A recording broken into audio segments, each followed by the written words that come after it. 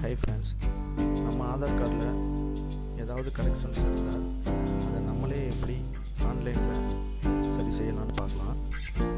இதுக்காக நம்ம ப்ரௌசிங் சென்டருக்கோ இல்லை கவர்மெண்ட் சர்வீஸ் சென்டருக்கோ போய் க்யூவில் நிற்கணும்னு அவசியம் இல்லை.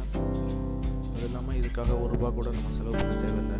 கரெக்டான ப்ரூஃப் அப்லோட் பண்ணிட்டோன்னா 1 மாதத்துக்குள்ளே புது ஆதார் கார்டு நம்ம வீட்டுக்கு வந்துடும். ரொம்ப ஈஸி.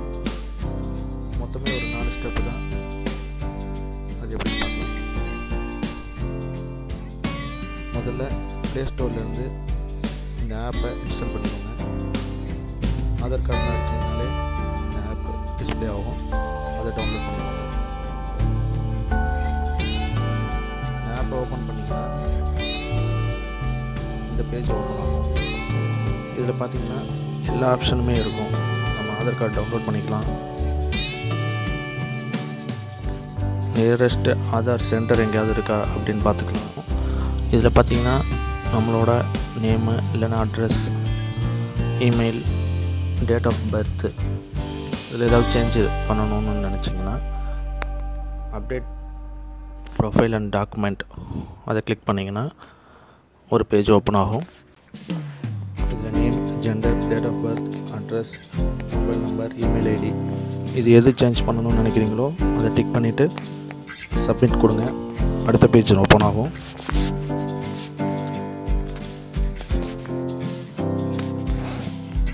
நான் இப்போ அட்ரஸ் சேஞ்ச் பண்ணுற ஆப்ஷன் கிளிக் பண்ணியிருக்கேன். இந்த பேஜில் பார்த்தீங்கன்னா நம்மளோட அட்ரஸ், பின்கோடு, போஸ்ட் ஆஃபீஸ் எல்லாம் செலக்ட் பண்ண சொல்லி இதெல்லாம் கரெக்டாக ஃபில் பண்ணிக்கோங்க. இதில் இங்கிலீஷ், தமிழ் ரெண்டுலேயுமே டைப் பண்ணுற மாதிரி இருக்கும். நீங்கள் இங்கிலீஷில் வச்சு டைப் பண்ணிவிட்டு நெக்ஸ்ட்டு கொடுத்தீங்கன்னா ரைட் சைடு ஆட்டோமேட்டிக்காக தமிழில் ஃபில்லப் ஆயிரும். ஸ்பெல்லிங் மட்டும் ஒரு தடவை செக் பண்ணிக்கோங்க. இது எல்லாத்தையும் கரெக்டாக ஃபில் பண்ணிவிட்டு சப்மிட் கொடுத்தீங்கன்னா நெக்ஸ்ட் பேஜ் ஓப்பன் ஆகும். இதில் பார்த்தீங்கன்னா இப்போ நம்ம எந்த அட்ரஸ்மோ அதுக்கான கரெக்டான ஐடி ப்ரூஃப் நம்ம கையில் இருக்கணும். ஓட்டர் ஐடியோ இல்லை பேங்க் பாஸ்போர்ட் ஏதாவது ஒன்று. அதில் நிறைய ஆப்ஷன் இருக்கும். நம்ம கையில் என்ன இருக்கோ அதை ஸ்கேன் பண்ணி நம்ம மொபைலில் வச்சுக்கோங்க.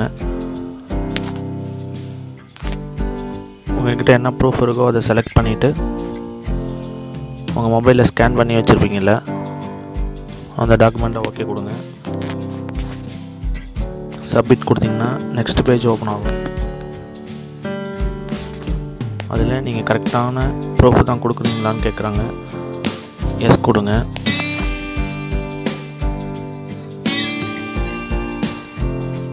அடுத்து பிபிஓ சர்வீஸ். இதில் பார்த்தீங்கன்னா ஃபஸ்ட் ஏஜென்சி குயிக்காக வந்துடும். ஸோ அந்த ஃபஸ்ட் ஒன்று செலக்ட் பண்ணிக்கோங்க.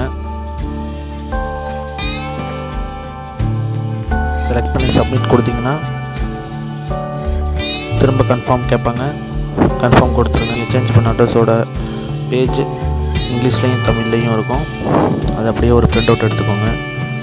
உங்களுக்கு ஒரு ரெஃபரன்ஸ் நம்பரும் தருவாங்க. அதை வச்சு நீங்கள் உங்கள் ஸ்டேட்டஸ் செக் பண்ணிக்கலாம். 30 நாளில் நம்மளுக்கு புது அட்ரஸோட புது ஆதார் கார்டு நம்ம வீட்டுக்கு வந்துடும். இதுக்காக நம்ம ₹1 செலவு பண்ண தேவையில்லை. எங்கேயும் போய் க்யூவில் நிற்க தேவையில்லை. நம்ம மொபைலில் உட்காந்த இடத்துல இருந்தே எல்லாம் பண்ணிட்டு போயிடலாம். ட்ரை பண்ணி பாருங்கள்.